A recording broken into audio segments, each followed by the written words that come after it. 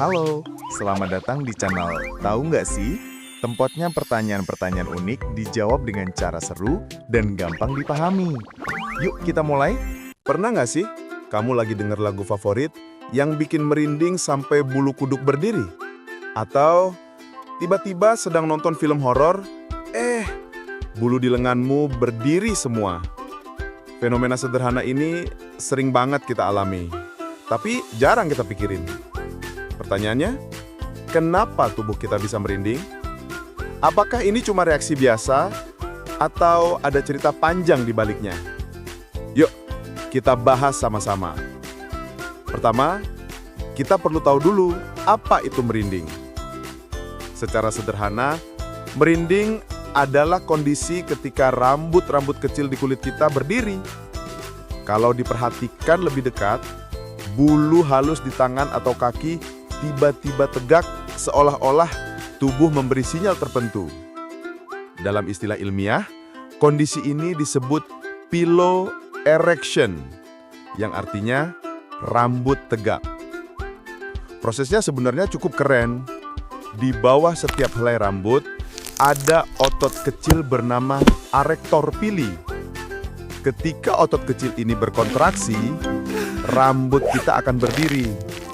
Makanya, setiap kali kita merasa dingin, takut, atau terharu, otot-otot kecil itu otomatis bekerja tanpa kita sadari.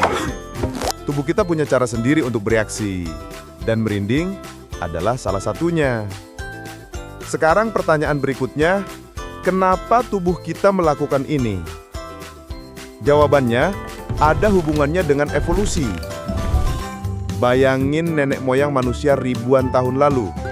Saat itu, tubuh mereka masih ditutupi rambut tebal, mirip seperti hewan berbulu lainnya. Ketika merasa takut atau terancam, bulu mereka akan berdiri. Efeknya, tubuh terlihat lebih besar dan menakutkan di hadapan musuh. Ini adalah salah satu bentuk mekanisme pertahanan alami. Kalau kamu pernah lihat kucing saat kaget, biasanya badannya langsung melengkung dan bulunya berdiri semua. Atau anjing yang bulu di lehernya naik ketika bertemu lawan. Nah, merinding pada manusia adalah sisa warisan dari mekanisme kuno itu. Bedanya, karena kita sekarang hampir tidak berbulu lagi, efeknya tidak membuat tubuh jadi lebih besar, melainkan hanya sekedar bulu halus berdiri. Tapi merinding bukan cuma soal rasa takut. Tubuh kita juga bisa merinding karena suhu dingin.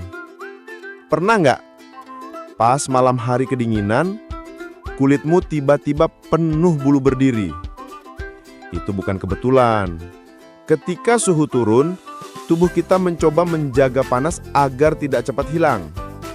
Dengan membuat bulu halus berdiri, udara hangat bisa terperangkap di sekitar kulit. Efek ini jelas terlihat pada hewan berbulu tebal. Misalnya, burung yang mengembangkan bulunya saat kedinginan supaya tubuhnya tetap hangat. Pada manusia, efek ini masih ada walaupun bulu halus kita terlalu pendek untuk benar-benar menahan panas. Nah, yang menarik, merinding juga muncul karena emosi.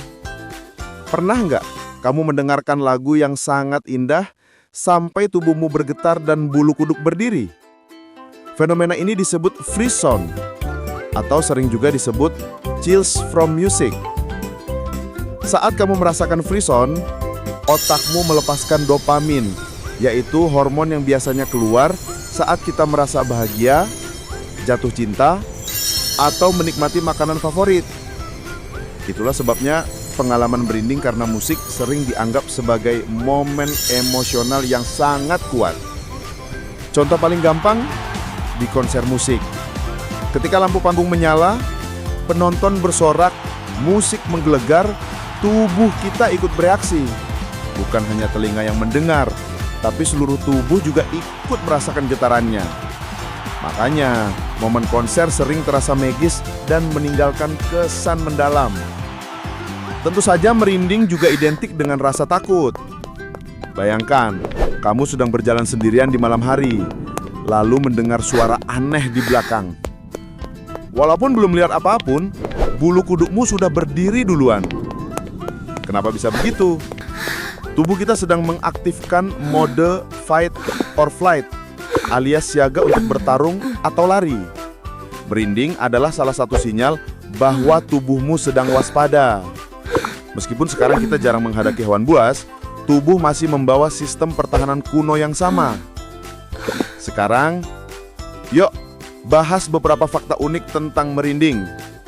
Pertama, tidak semua orang bisa merinding karena musik.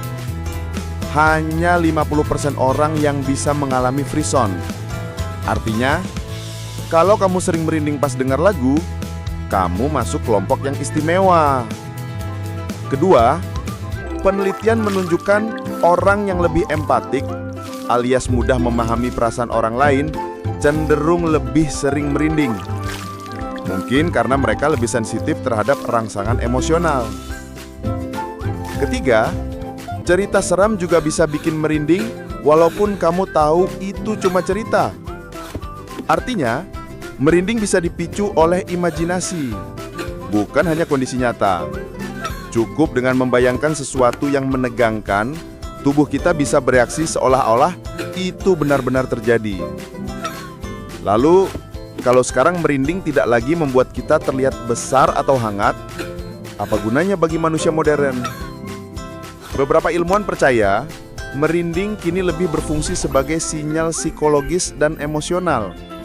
Merinding bisa menjadi cara tubuh untuk mengekspresikan rasa kagum, terharu, atau takut.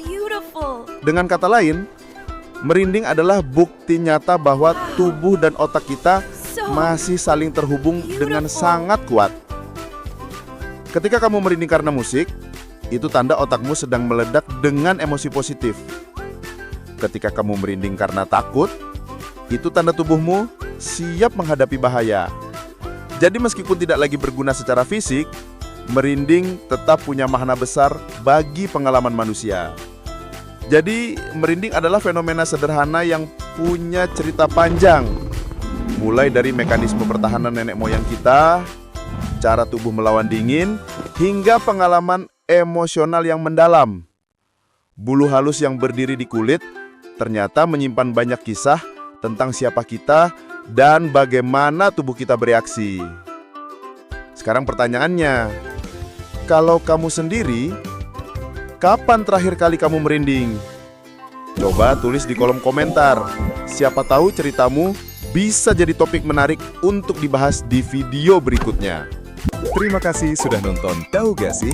Kalau kamu suka videonya, jangan lupa klik like, subscribe, dan nyalakan lonceng biar nggak ketinggalan pertanyaan-pertanyaan seru lainnya. Sampai ketemu di video berikutnya.